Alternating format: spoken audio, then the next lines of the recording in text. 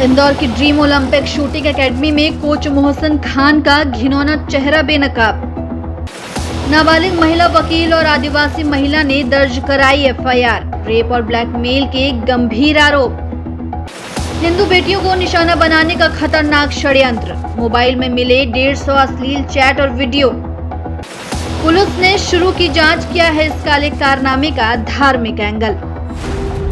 इंदौर मध्य प्रदेश की आर्थिक राजधानी एक बार फिर सुर्खियों में है, लेकिन इस बार वजह बेहद शर्मनाक और खौफनाक है। शहर की मशहूर ड्रीम ओलंपिक शूटिंग एकेडमी, जो कभी युवाओं के सपनों को पंख देने का दावा करती थी, आज एक भयावह अपराध का अड्डा बन चुकी है। इस एकेडमी के कोच मोहसिन खान का घिनौना चेहरा अब सबके सामने आ चुका है। 3 अलग अलग एफआईआर, जिनमें नाबालिग लड़की, एक महिला वकील और एक आदिवासी महिला की शिकायतें शामिल हैं। उन्होंने इस कोच की काली करतूतों को उजागर किया है।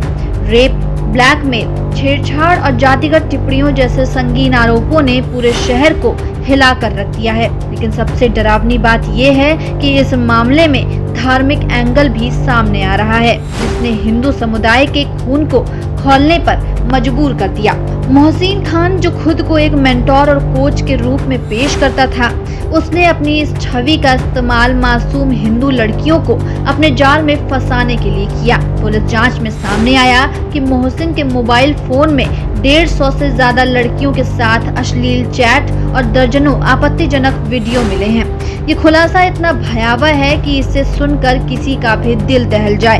एक नाबालिग लड़की, जो 2021 से 2023 तक इस एकेडमी में राइफल शूटिंग की ट्रेनिंग ले रही थी, उसने बताया कि मोहसिन ने प्रशिक्षण के बहाने उसके साथ छेड़छाड़ की और उसका यौन शोषण किया। अब उसने इसका विरोध किया तो उसे धमकियां दी गईं कि उसका करियर बर्बाद कर दिया जाएगा।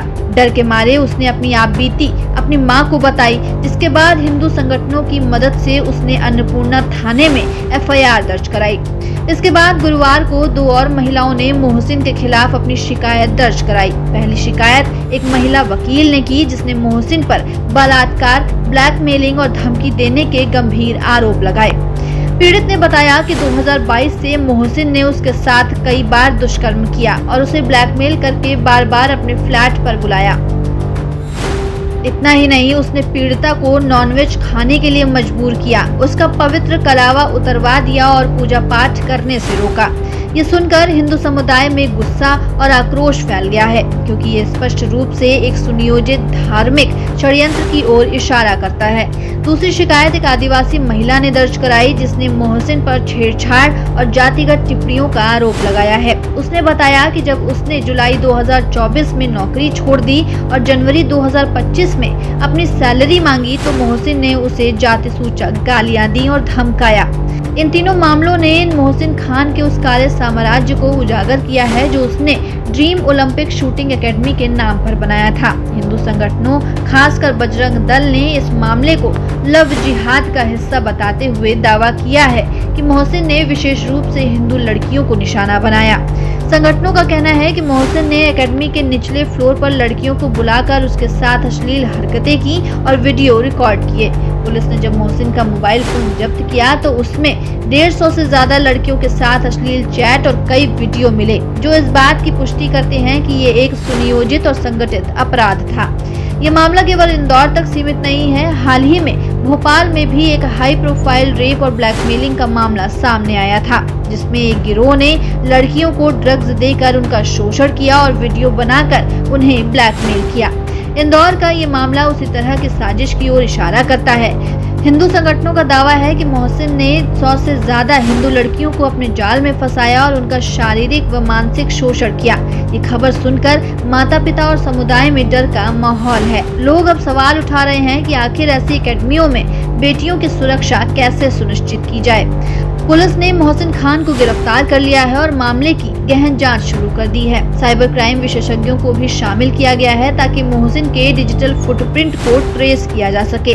पुलिस अन्य छात्राओं के परिवारों से भी संपर्क कर रही है, जो इस एकेडमी में प्रशिक्षण ले रही थी, ताकि और पीड़ित सामने आ सके। लेकिन सबसे बड़ा सवाल ये है कि क्या ये केवल एक व्यक्ति का अपराध है या इसके पीछे कोई बड़ा नेटवर्क काम कर रहा है। हिंदू संगठनों का कहना है कि ये लव जिहाद का हिस्सा है, जिसमें हिंदू बेटियों को जानबूझकर निशाना बनाया जा रहा है।